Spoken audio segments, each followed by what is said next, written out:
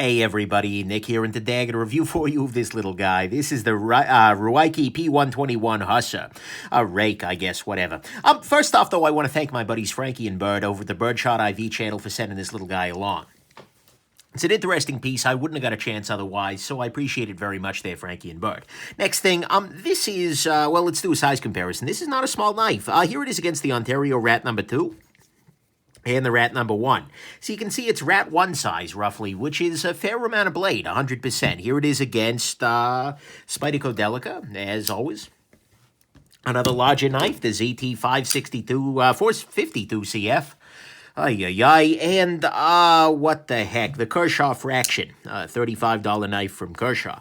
So anyways, and then, okay, against another Ruike here, this is the P-108. Which is another slightly larger side sort of knife. Then finally, a quick note on this brand. This is Ruike or Rake. They swear to me that this is pronounced Rake. I don't see it. And if I say Rake, people are going to Google R-A-K-E, so I have to say Ruike. But look, they are a company that is owned, at least in part, by the same folks who own Phoenix flashlights. And so they have a distributorship a little bit more readily that way. And they are a Chinese company. They're made by San Renmu Knives. And they do very, very nice work. So anyways, let's go on ahead and take a look at this knife and talk about the good, the great, the bad, and the ugly of the Ruike Little Hussar here. So first off, Ruike Little Hussar here. That's a great little sentence. Anyways, first off, on the good side, this has pretty nice ergonomics. It is a thick knife, 100%, and so you got to keep that in mind. But ergonomically speaking, that thickness helps. It fills the hand well, and with this clip here being relatively flat and whatnot, it does fill the hand. And, you know, I feel like this is well balanced. It works well. So that's good. Next thing, the clip. Although the screws are in the slicing path, the screws are in the path of the clip a little bit. It still slides up. It's a nice deep carry clip, and it makes a relatively big knife carry relatively small, which is good. Absolutely 100%. Pardon me. Next thing, this does have, and it's got nice ramp and everything like that. Good springness. It's a little tight, but hey, not a big deal there. Next thing, lockup on this guy is solid. Absolutely comes in right around 50% and is, you know, I can beat the crap out of this lockup and it's not going anywhere. This is a solid, safe knife, which I appreciate very much. Next thing, this has actually very nice build quality. What you can see here is that this is G10 on top of liner, on top of liner, on top of G10. Construction, it's got nice internal, they've done a little skeletonization on the liner here. Maybe you can see it here, but at the very least you can see it inside the assembly video there. But this is just, it's well built. I mean, the centering is pretty much right on there. The standoffs look good. It's nicely built in that you've got the screw over here that masks the other screws. This is a beautifully made knife. 100%. This is a piece that I can't really complain too much about build quality on, and that's surprising for me at this kind of price point. Next thing, this has a super smooth pivot. I mean, seriously, this is absolutely just nice. This pivot is great, and it feels really smooth. It feels really nice. Deploys very reliably as a result of it, because, you know, if you put just a little bit of oomph onto this blade, it will come flying freaking out of there, and that's pretty excellent. Then the blade on this guy's not bad either. It's maybe a little thicker behind the edge than it could be, but it's okay, and the steel on it is 14C28N, which is absolutely a nice budget steel. Not the best steel ever, but you know what? For a budget blade, that'll absolutely do. And it's a decent blade shape. You get some flat, you get some, and you get a little bit of an upsweptness, which personally I don't love, but you know what? It adds a little character. Hey, why not, right? And so, to me, all that's the good is you get a nice blade, a super smooth pivot, which deploys absolutely reliably, very nice build quality, a solid lockup, good clip, and solid ergos. But what's great about this knife, 100%, is the value. This knife comes in at $35.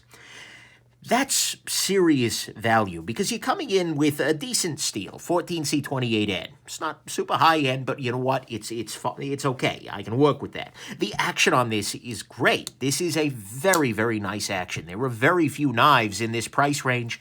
Actually, I'm trying to think of any knives in this price range. The Kershaw Fraction has another very nice action, but it's a very different action, and it's a little less, I don't know, it's a different thing.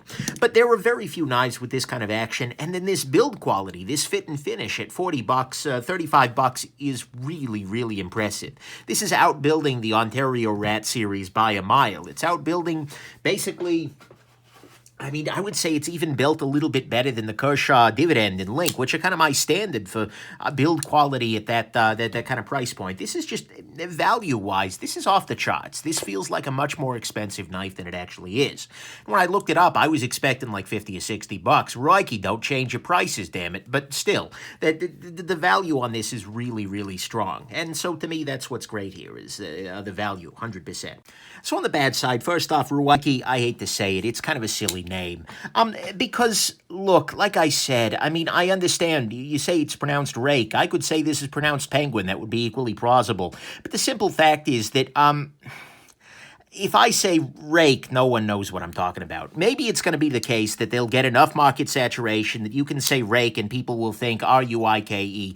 But for the moment, it's just a pain in the neck, and so I have to say Ruike rake or whatever the heck it is in order for people to understand me. They may want to consider a different brand name, and especially one that's not as confusable with Ruike knife, which is already somebody who's out there. So I'm not a big fan of that. Another thing I'm not a big fan of, well, it's a nitpick, is the serial number on this. Rake does this on every one of their freaking knives. They put these big long serial numbers here that do nothing for us at all. And considering that it's not like sequential, it's not like, oh, I have number 452.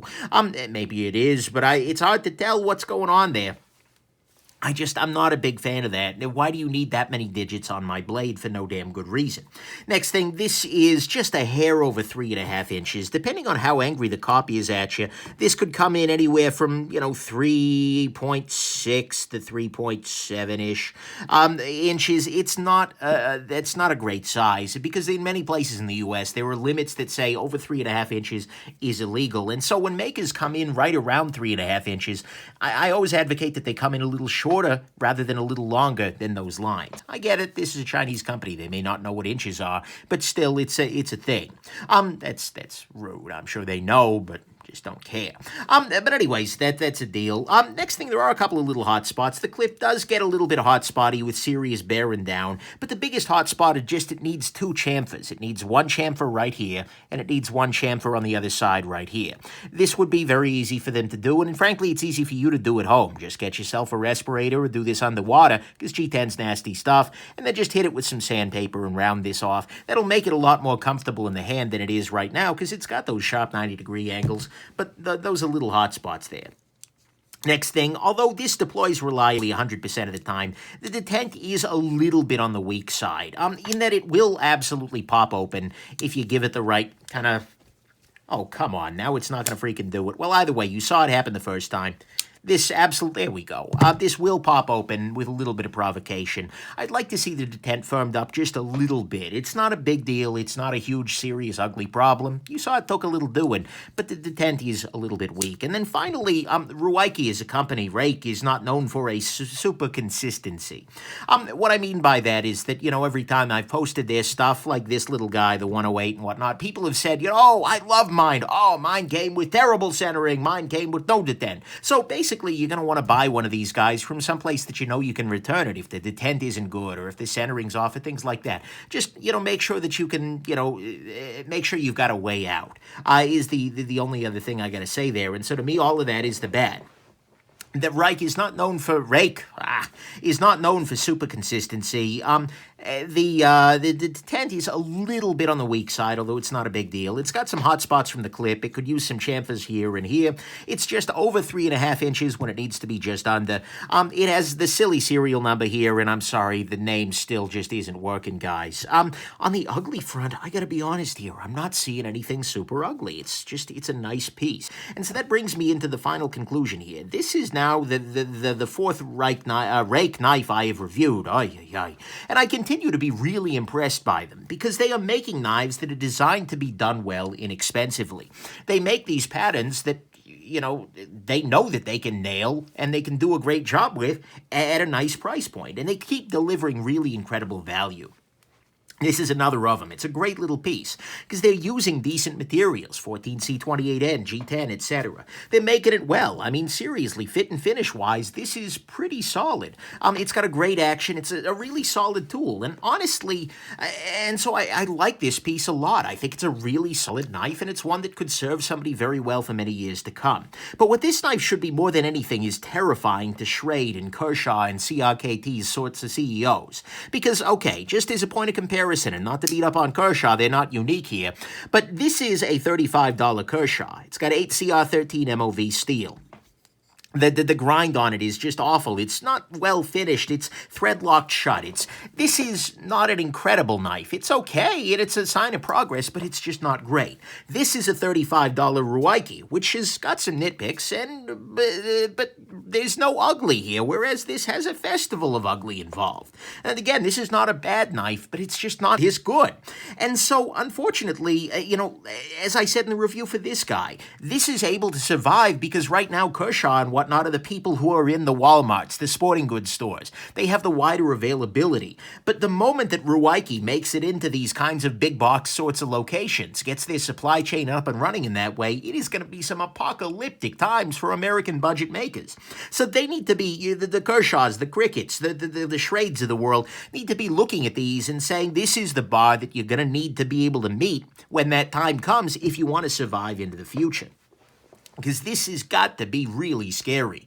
And, I get it. There are different, it's easier to make things overseas. I get that they've got an advantage in terms of making things in China if they're already there. But seriously, this has got to be terrifying. But look, that's completely beside the point. That's not about the knife itself. The knife itself is great. This is a great little knife. It's a great value for the money. It's a really nice design. And honestly, given everything that I had to say about it, this is a knife that I've got some nitpicks about and, no real ugly. I gotta say, for the price, this knife is a gem.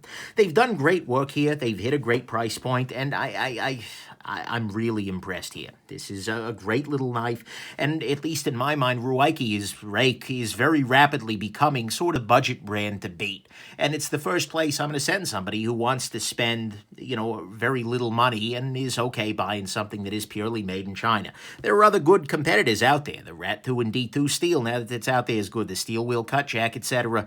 But my God, is Ruike delivering some really high-end actions, some really low-end prices. So anyways, there you go. Hope this has been interesting, that I didn't rake people over the coals too much here in the conclusion, and that you have yourselves just an absolutely wonderful rest of your day. Bye now.